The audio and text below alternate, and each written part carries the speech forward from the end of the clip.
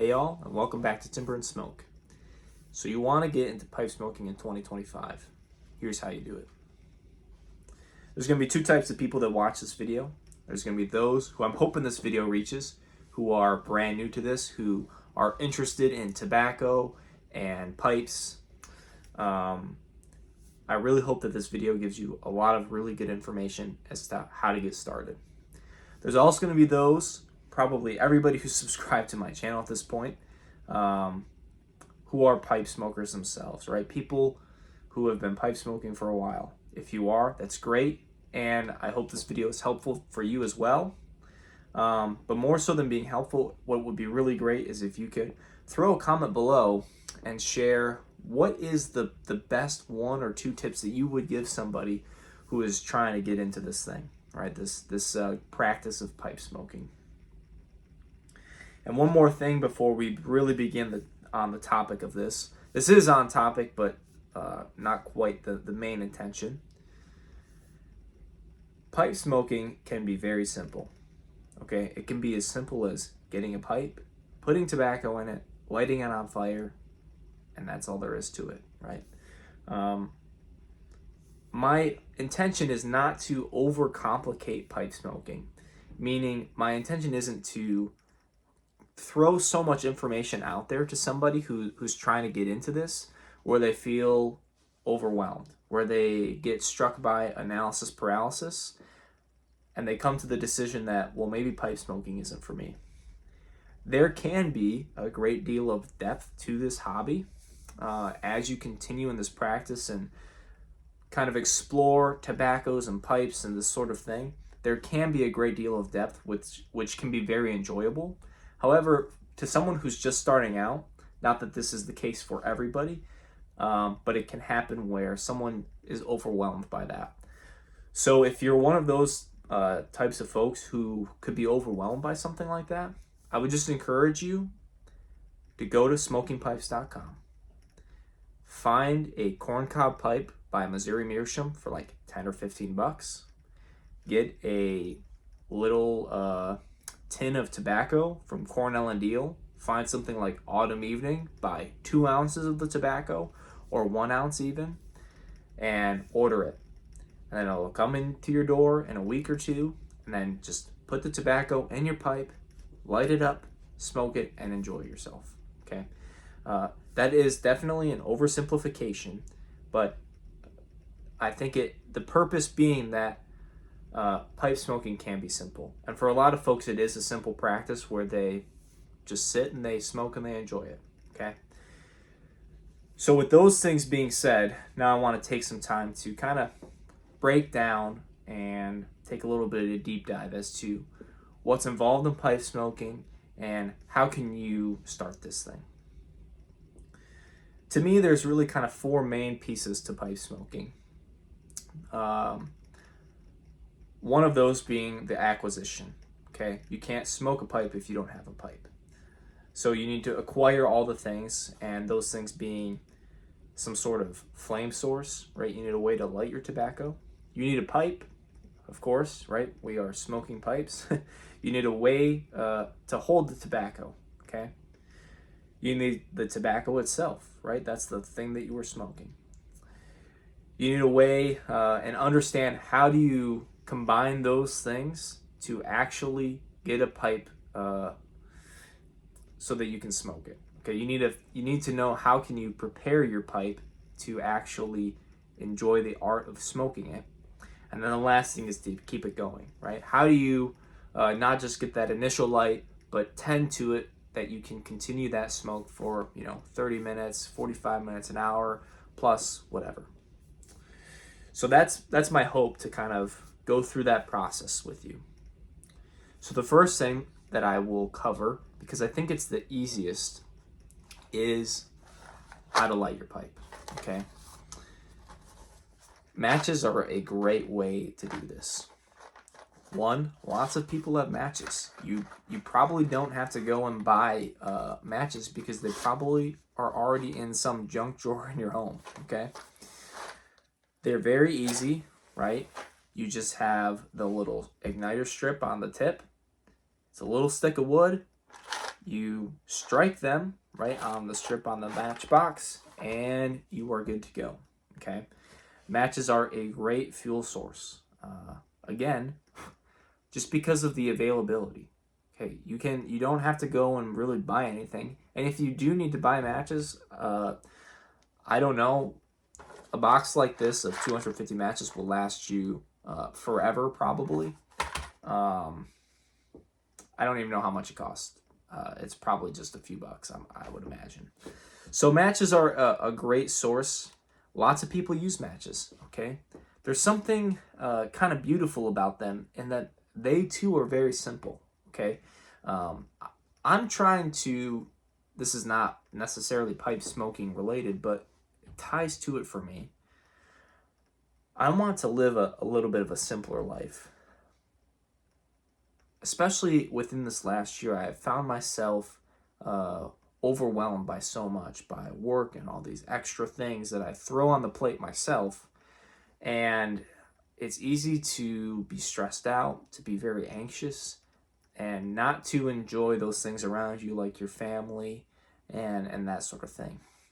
So I'm trying to take a step back a little bit and to just enjoy simpler aspects of life and just try to slow things down some.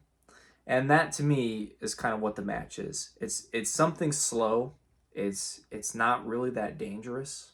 And it just kind of speaks to me a little bit about something just relaxing to it.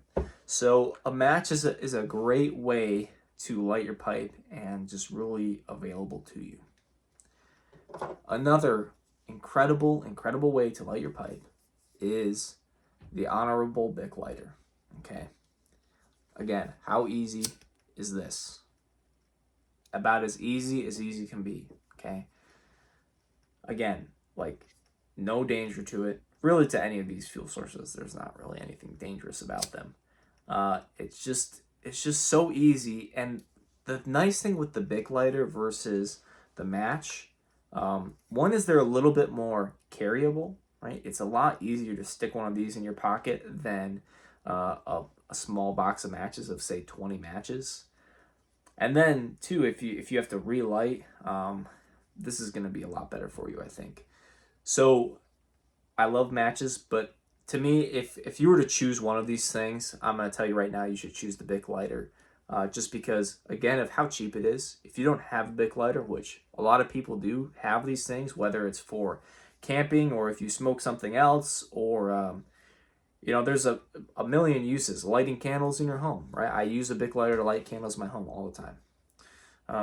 A Bic lighter is, a lot of people have them, but if you don't have one, just go to your gas station and you can buy one for like $1.50.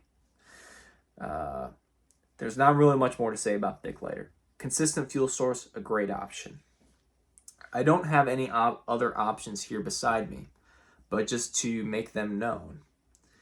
Other things that you could use to light your pipe would be a Zippo, okay?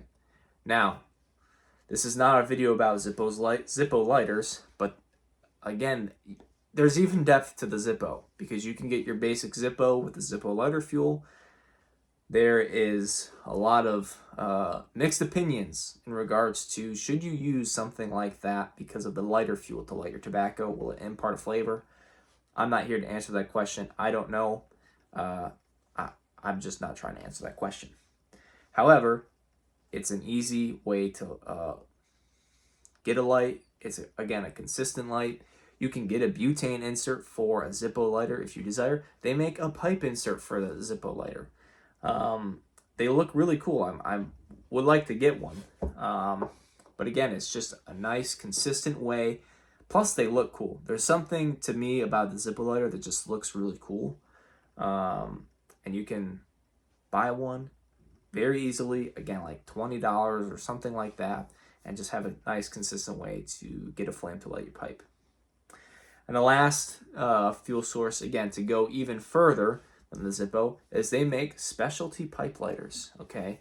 A lot of them are based on what's called an Old Boy design. So if you don't know what this is, just search up Old Boy pipe lighter, and They make new production models, right, that you can probably buy for like $100. Not the company Old Boy, but their Old Boy style. Or you can buy actual Old Boys for a couple $100, right? Antique lighters. I wouldn't recommend that to someone who's just trying to get into this. However, if you are someone who is a big spender when they get into a hobby, right? I've got friends who are like this, and maybe you do as well, or you know someone, or maybe you are that person who is getting to a hobby. Take golf, for example. Say you're getting into golf, or someone you know is getting into golf. Rather than buying the top flight set for $270 or whatever, they're like, no. They go and they get fitted, and they buy, $1,500 worth of golf clubs to start them off. There are folks like that, and if you are, that's great. I think that's really awesome. Maybe an Old Boy lighter is for you, right? It's an option. Again, it works very similarly to a Bic lighter, where you strike it, you've got a flame, and you're off to the races. And there's other options in between, but those to me are really the four main ways that you can light your pipe. So you've got the matches, the Bic, the Zippo, and the Old Boy style lighters. And if, in my opinion, if you were to choose one of those, I would go with the Bic lighter. I talked a lot longer about flame sources than I was anticipating, but that's okay. The next thing that you need is a pipe, okay? I'm going to talk way less about a pipe probably than I will even with the lighter. Again, there are a bunch of different options, okay? The first option, oops, sorry about that. The first option is the humble corncob pipe, okay? So this here is a corncob pipe. Now, again, there's so much breaking down what this is, okay? So this here is the cob itself. So as you can see, that is quite literally a piece of corncob, okay, that they cut, that they shape, they drill a hole, stick a stem in it, and it's ready to smoke, okay? But when you're looking at a pipe, this here is the bowl, or I don't know if it has a different term on a corncob, but I'm pretty sure that this portion is referred to as the stummel, and then you have the stem and the bit. So as far as this corncob pipe goes, this corncob pipe probably costs you $8 to buy, right? It's not a huge bowl, so you can't necessarily get a very long smoke out of this, but it works, right? It's an option that you can do, and it's very inexpensive to get into. These are great. I mean, these are a great option. Now, I don't have it in here, but this is drilled for a filter. Man, as I'm continuing this, I'm just thinking about all of the different aspects to pipe smoking. It depends who you talk to in regards to the filter. If you ask me, if someone comes to me and they want to smoke a pipe, I probably would give them something without a filter. I don't smoke with a filter. It's not my jam, but if it's your jam, if you are smoking pipes and you think filters are great, or if you would recommend a filter to a newbie, let me know down below and why you would do that. But a corncob is one type of pipe, right? The reason that I mentioned the corncob is it's one type of pipe available to you that are cheap. Again, they're like super readily available, and they're just a great option. And there's basically two sources, or not two sources, but two types of material that the pipe is made of. The corncob and the other being briar, okay? Now, briar, to most people, is the more desirable piece. I can't really give you a good reason why, other than it's wooden, and maybe the typical briar pipe feels like that there's a more craftsmanship element to it, okay? I don't know if a corncob or a briar, one is better than another. If you ask other people, they will tell you that a corncob pipe smokes better, okay? So it really just depends, and it's totally preference. At the end of the day, the pipe that you have and that you smoke is personal preference. And so you should buy something that you like, okay? So here is a briar pipe. Now, this one is a little banged up because I've just let it get banged up. Now, this was something actually that I made, okay?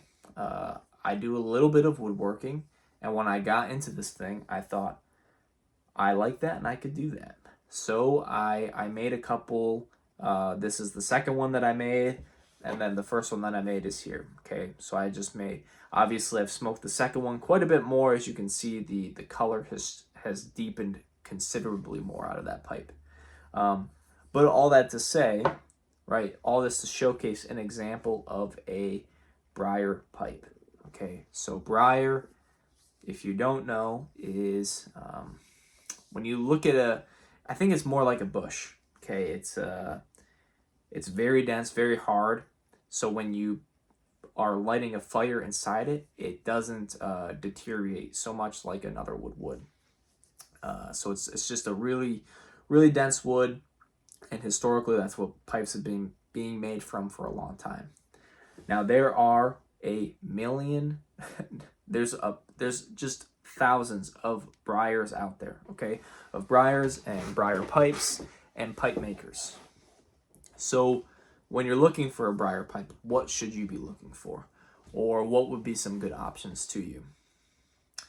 If you do woodworking and you want to make a pipe like I did, go to Vermont Freehand. He has pre-drilled briar kits. That's what I got these from.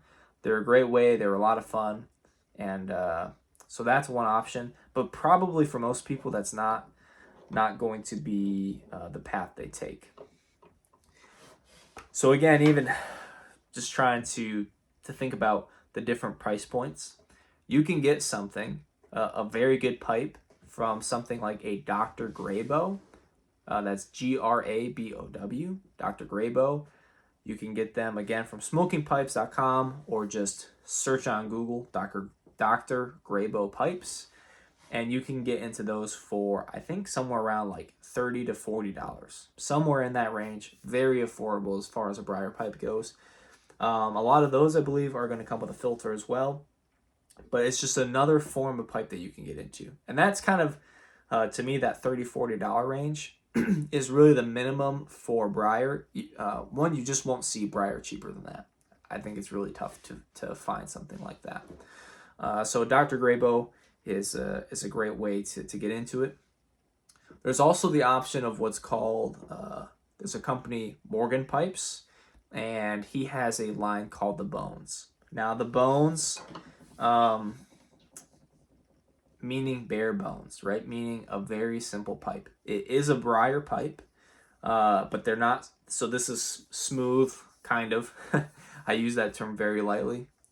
But you've got different grades as far as briar pipes go.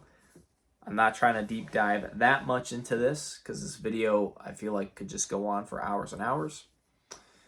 But the pipes themselves have some sort of textured finish on it, right? And essentially that's hiding some of the imperfections. So they could be sandblasted, or I'm pretty sure most of those are rusticated, the Bones pipes. But they have some sort of textured finish on it. But they're not, I say textured finish, maybe I should rephrase that. They have some sort of texture on the wood, but the briar itself is unfinished. Okay, meaning most briar pipes, when a pipe maker sands everything down, they put an oil and a hard wax coat on top to make the pipe really shiny, give it that nice glossy finish. But the Bones pipes are not that, right? A Bones pipe, kind of the charm to them is that they're ugly, right? They look pretty nice, in all honesty, but it's meant to be bare bones, right? And I think that fits the bill of what I'm trying to do here, in some ways, of giving you resources, kind of low barrier entry stuff that you can do to start smoking a pipe. So a Bones pipe, again, so if you just search Morgan Pipes, type it into Google or whatever your search browser is, and find his line of Bones pipes, and those will run you about $45. So again, a very affordable way to get a quality briar pipe. Now, in my searching, there's nothing that kind of is in that middle tier gap. You kind of have the Dr. Grabow, the Bones pipes, and then you jump up to like $100. So you kind of have that $40 range, 40, $50. And then the next price range, you kind of jump up into $100.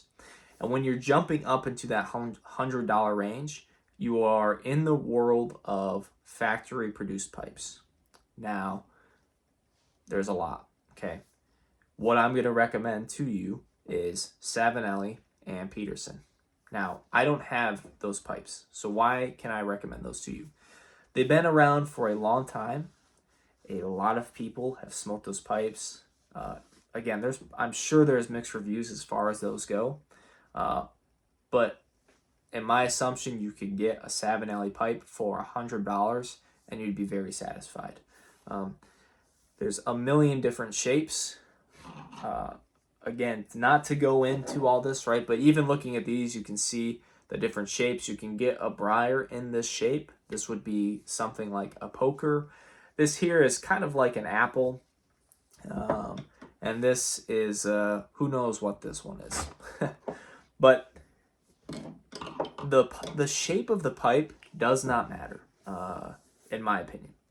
Others may disagree, but to me, the shape of the pipe, the length of the stem, all of that really isn't going to matter a whole lot.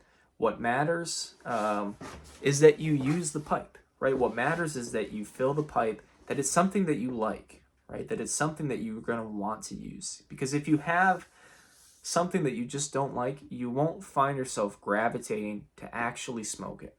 So I would encourage you to filter down to whatever your price range is, right? It doesn't have to be a specific brand, but on any of these retailers, you can filter down to price.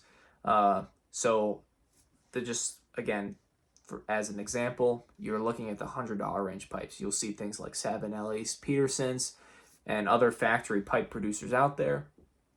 And find a style that fits the bill. You don't need to know what that style is called. You don't need to know if it's a church warden, if it's a poker, if it's a billiard, if it's a bent billiard, blah, blah, blah, blah, blah.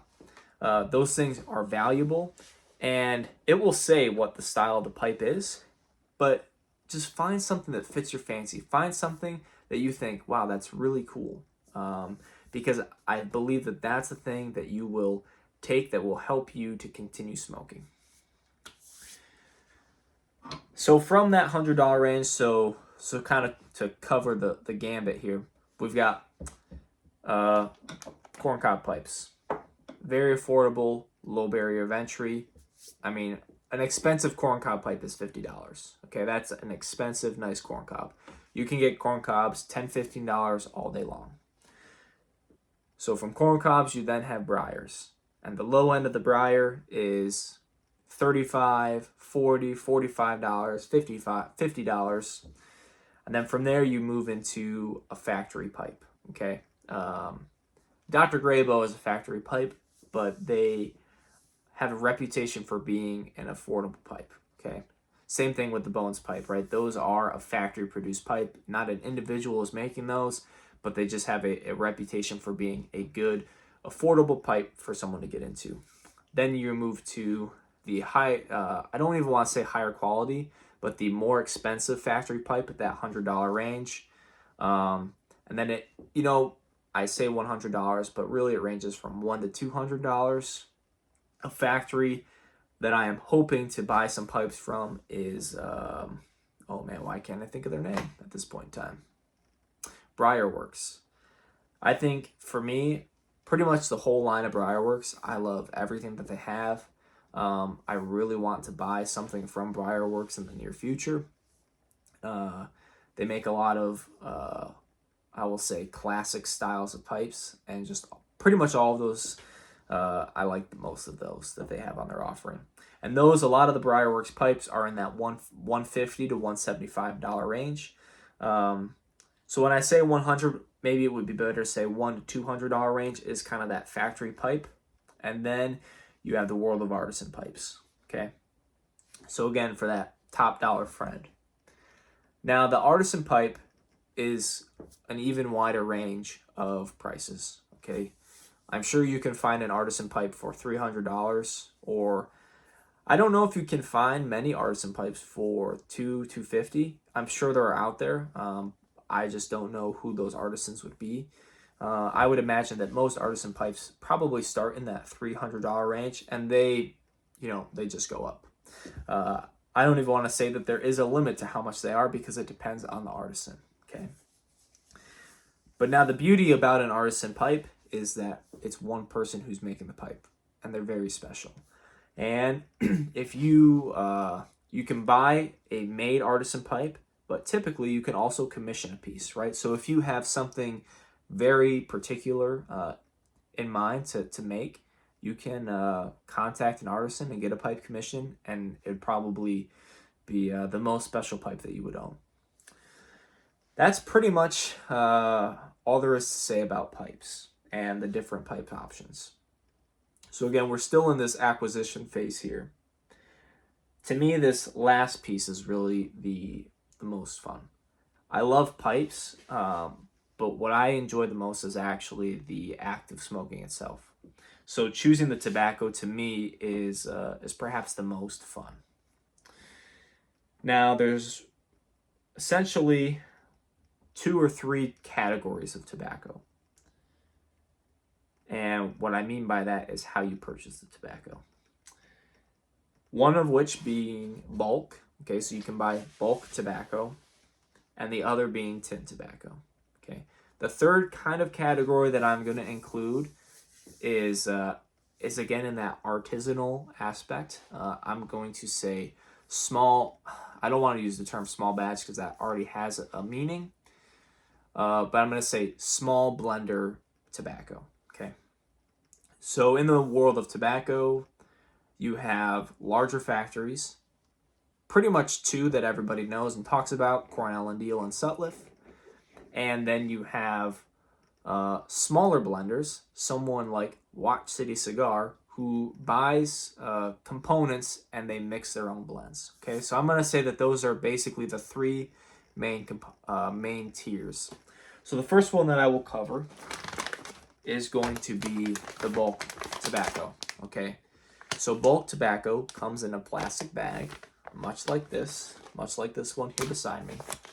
Okay, and you can buy it in 2 ounces, 4 ounces, 8 ounces. This is 1 pound, and for some blends you can even buy 5 pounds of tobacco. Okay, so that's a lot of tobacco. Okay, I mentioned earlier, if you remember, the easy way to get into pipe smoking is to buy a corncob pipe and 2 ounces of autumn evening, right? 2 ounces, this is a pound of tobacco. 2 ounces of autumn evening, depending on how often you smoke, would last you for a couple weeks or maybe a month or something like that. At least for me, who, I smoke a few times a week. A pound of tobacco would last me quite some time. I mean, this would last me a long time. So just keep that in mind as far in bulk. However, the beauty of bulk tobacco, just like buying at Costco or Sam's Club, is that it's typically cheaper, right? There's less cost and labor that goes into this than some of the other options. And from the larger manufacturers, like Cornell and Diehl and Sutliff, they've got big processing machines, so it doesn't cost them as much labor time for the tobacco, and they're the ones that are actually processing the tobacco. So Sutliff and Cornell and Diehl are receiving whole leaf tobacco, shredding it up or cutting it, casing it, etc. So they are doing, they're getting the processed, no, I'm sorry, they're getting the whole leaf, and so they're getting that at a better price in comparison to the small blender. Okay, so the small blender typically are not processing tobacco. They're getting tobacco that is already cut and shredded, right? Tobacco that's already processed, and they're combining it and mixing it together. They're blending the tobacco to produce something that you can put in your pipe. The reason to point that out is that typically from something like Sutliff or Cornell and Diehl, their bulk blends are going to be, this is the cheapest way to purchase tobacco, okay? Now, this pound of tobacco is going to cost you more than a 2 ounce tin, but just because of the sheer volume of tobacco. If you buy 2 ounces bulk, it's going to cost you less than 2 ounces of the tin. So that's one way to purchase tobacco, is in bulk like that. The other way from these factories is to buy a tin of tobacco. Okay. Now, I am very grateful for the man who got me into tobacco smoking, and he gave me a lot of aged tins. I have now opened most of these up. So you can see this is Solani Burley Flake. This is from 2013. This is probably going to be very incredible when I open it up and smoke it. Here's Balkan Sasani, again from 2013. And the reason I brought both of these is to show the different way they're packaged. Okay, I'm not going to open these up, but just know that this is probably flake because it's a square tin like this. Plus it says aged Burley Flake. Duh. So all that to say is that this tobacco is processed a little bit differently than this tobacco. Okay, but both of these containers contain, they both hold the same amount of tobacco, which is these are 50-gram tins. So when you are buying tinned tobacco like this, they are going to come in one of two sizes, okay? 50 grams, like what I just showed you there, or a 100-gram tin, okay? Just to show you the difference here, this is a 100-gram tin versus a 50-gram tin. Now, the tins don't look incredibly different in size, but when you're holding them in your hands, you can definitely tell a considerable difference about what you've got. So those are the two sizes I've seen. I haven't seen, you can get, I believe they do make 8-ounce tins for certain blends. So there is a tin bigger than that, but it's almost like a little paint can. But that's tin tobacco.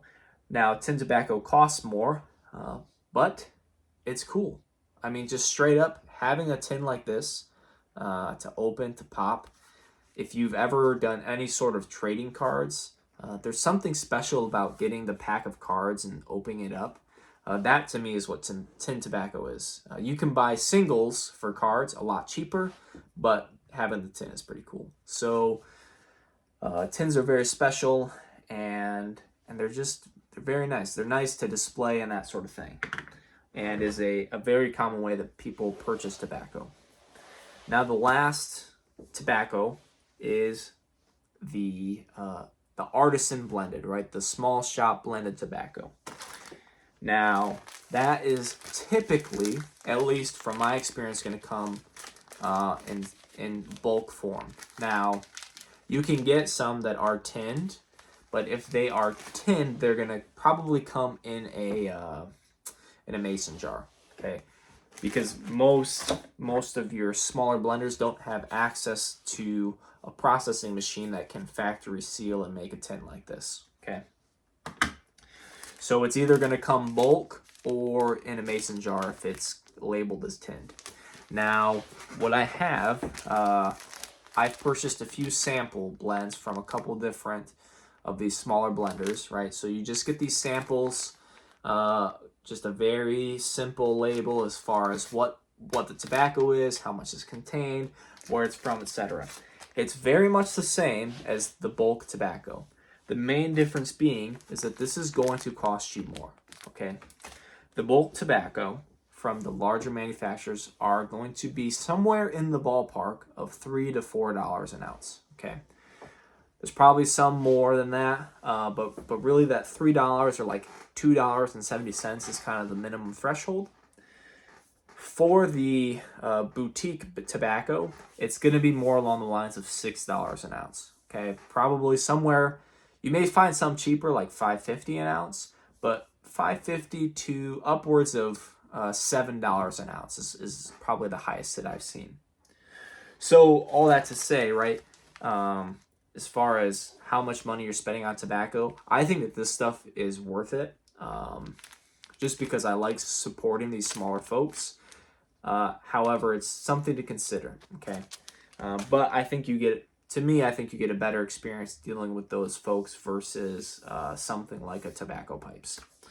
So that, to me, are the three main categories of tobacco as far as how you purchase it. Now, there's more categories of tobacco as far as what's in this stuff, okay? What I would recommend to you is to buy a couple simple blends, okay? So what would be a simple blend of tobacco?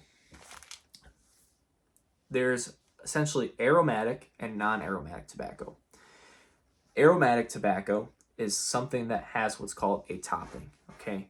Meaning the tobacco is flavored, okay? I'm using that term flavored very loosely. When you smoke and when people talk about what they taste in tobacco, we have to understand we're not, it's not like if you are smoking a vanilla tobacco, it's not like you're taking a spoonful of vanilla ice cream and putting that in your mouth, right? But you're getting the essence of vanilla, okay? So something like this, okay? This is made by Sutliff. This is vanilla custard cream. This is a vanilla tobacco blend. It smells incredible, okay? And I've smoked this a few times.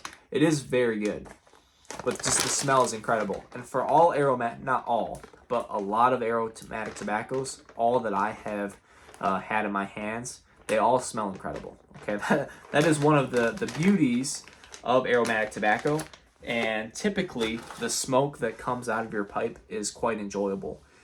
And that's important for those around you.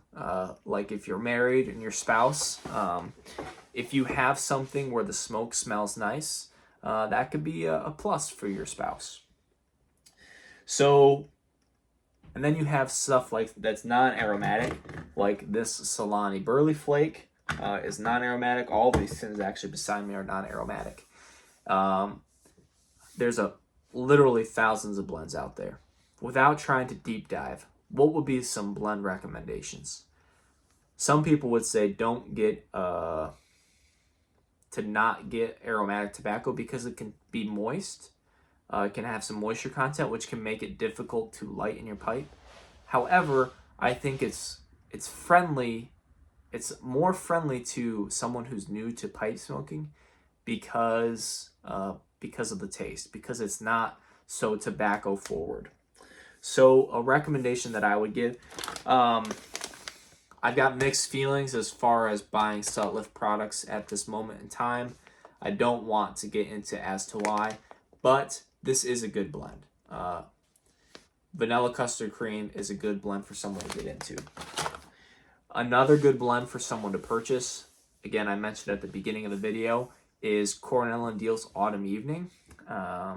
It's a very tasty blend, and it's like maple vanilla. It's very good. I think that's a very just middle of the road tobacco. It's nothing super fancy, but I think that's a great starting point for a blend. And as you continue to smoke more and run the gambit of, you'll figure out what it is that you like. And I think that's an important process. So those would be kind of the blends that I recommend. I would recommend you start out with bulk. You can buy Autumn Evening in bulk as well. So that's kind of a great thing just because of that price point. And I think that's just a great place to start. So those are the main things of what you need to get started into pipe smoking. Just to touch on two things quickly is packing the pipe and lighting the pipe. Now, I can show here just for a moment. I'll move my camera angle a little bit. I'll just do this in my lap. So here I have an empty pipe, okay? And I can even rotate this, angle this down a little bit more. Now, I'm just going to use this for a demonstration. This is simply how I light my pipe, okay? I take a pinch of tobacco. I'm not measuring anything out. Let me angle this down even more for folks, okay, so they can really get a good look. Okay, so I've got an empty pipe. This is probably a small bowl, a small medium bowl, or a large small bowl. If you can figure that one out. So I'm just taking something about that much tobacco in my hand. Okay, I take a relatively hefty pinch of tobacco because I like to stuff my pipe with tobacco. But as I'm putting it in there, now it looks like I'm pressing it down and putting pressure down in there, but I'm really not. I'm only just trying to, once I hit the bottom and get resistance, I'm not trying to smush the tobacco, okay? What I'm not trying to do is crush the tobacco like this in my hands, okay? See how I can just smush the tobacco down? I'm not trying to do that because what I want is I want the tobacco to be springy. Okay, I want the tobacco to be in my bowl kind of like this. Just like a tuft of moss or something like that, right? That's got a little bit of resistance, but when you put that resistance down, it springs back in your hand. So I follow the old 3-pinch method, kind of. I mean, yes and no. So I'm just kind of feeding my pipe. Right here, you can see I'm not even like pinching it. I'm just kind of pressing it down in there. When I get resistance, I'm kind of backing off. And I fill my pipe all the way to the top. And you see all these little stragglies and such out here at the tip of my pipe. You can see. What I'm just going to do is I'm just using my thumb to guide it, essentially. And push it down in just so everything's contained. Okay? And you can see it kind of rises to the top, right? Things rise to the top there. But if I press it down, okay, you can see that I can get under the rim. But you can see even this one little strand here is popping back up. Because what I'm not trying to crunch and smush all that tobacco down together. So I'm going to raise this back up here. So that's a very, very quick and dirty way of how I pack my pipe. But something that I do as well is I'll say cold draw, right? That term comes from cigar smoking. When you snip the end of a cigar and you pull the air through to make sure that you've clipped it enough. I do the same thing with my pipe, and I think that that's actually a great practice if you're new to pipe smoking. So what I'm doing, I'm just making sure that I've got airflow, okay? If you try to pull air and do a cold draw, but you don't get anything, your pipe won't light, right? Just like a cigar or any type of tobacco consumption, if you set your flame but you can't pull air, you aren't going to be able to actually smoke. Same thing is very true for pipe smoking. If you cannot pull air through, you're not going to get a good smoke. So for me, I cold draw my pipe still pretty much every time. It literally takes seconds and is a good way just to verify the pipe is packed, right? So you pack your pipe, okay? Now I'm indoors, and I'm going to refrain from lighting my pipe indoors because we are preparing for an additional household member here shortly. But basically, from that point in time, to light your pipe, you light your flame over, you light the tobacco up. Okay, I got a little bit there. You light the tobacco up as you're pulling air through, right? So to simulate, I would be sucking air through as I'm trying to light this. Once lit, you would press the tobacco. I didn't touch on that. Great tool. This is a 3-in-1 little check tool. You just need a way of pushing the tobacco down, okay? Again, you're not smushing it down, but when you crisp it up, once you turn that to ash, you push it down just till you feel resistance, right? You're essentially just using the weight of this guy to push down what's on top, the ash on top. And then you light it again, right? So to light the tobacco, what do? Get your light source. You pull air through the mouthpiece or the bit as you are circling the whole tobacco because you're trying to light all of this up, right? You're trying to get everything lit here. And once that's lit, you're basically good to go, smoke and have a good time. Now, keeping the pipe lit, okay? The last thing I want to touch on, this is the longest video I've made. I hope this is helpful. If it's not, let me know. And I probably won't really do many more videos at this length. I just wanted to do something kind of comprehensive one time at least, just to give it a go. Once your pipe is lit, how do you keep it lit? By smoking it, right? So think about a campfire, okay? This is a reverse campfire. A campfire is like this, right? Where the fire is typically, right, for a campfire that will last, the fire is on the bottom and it rises up, right? And you continue to put fuel on top. So you have essentially flipped that campfire over. So your flame, right, is on the top and all your fuel is down here.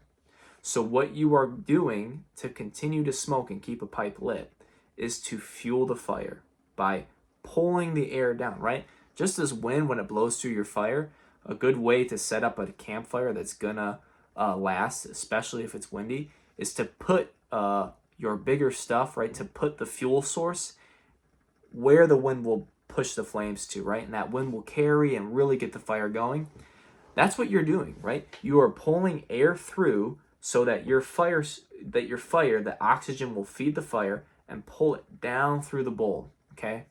So just the act of smoking, every 30 seconds, and as you smoke, you'll figure out, oh, I waited too long and my pipe went out. If your pipe goes out, you just do the same thing that you did to light the pipe, right? Relighting your pipe is the same action as the initial lighting of your pipe. So if your pipe goes out, just light it up, and as you continue to do it, you'll know, oh, I waited too long to smoke my pipe, and it caused it to go out. So you'll develop your own cadence for smoking in it, and it's really just kind of enjoyable to kind of begin to figure that out and develop that for yourself. And then once, for me, something that I found is once I don't get those nice billowy pillows of smoke, that tells me that my fire is starting to go out in some cases. So that will be a good indication, right? The tamper will help push you down. The tamper will push the fire down. You can use a nail or whatever. These are super cheap and are a great way to do this. So you get that light, and once it starts to go out, you will need occasionally to press the tobacco down. And again, let me rephrase that, because you're not pressing the tobacco down. What you're really doing is pressing the fire down, right? What you're trying to do is the ember that's there, you're trying to push that down so it will touch the next layer of tobacco in your bowl. And that's how you start pipe smoking, right? Those are, in my opinion, the main elements to pipe smoking. Now, as I'm sitting here, I see I'm about 48 minutes into this video. If you've made it this far, hats off to you. That's kind of incredible, to be honest, and I appreciate it. I don't know how helpful it is to have something this long of a format, or if it would be better to break each of these components up and to do their own video on. Maybe I will do that in the future. I'm not totally sure. If you have thoughts or opinions on that, let me know below, and that would be, I'd appreciate your feedback. But with all that being said, I thank you so much. I am like 3 subscribers away from 100. When I hit 100, I'm going to have a party. And no, in all seriousness, there is going to be a giveaway. I'm not sure what I'm giving away yet, but there is definitely going to be, I'm definitely going to do something. So stay tuned for that. Hopefully that will happen before the year end. And thank you very much, and we will see you next time.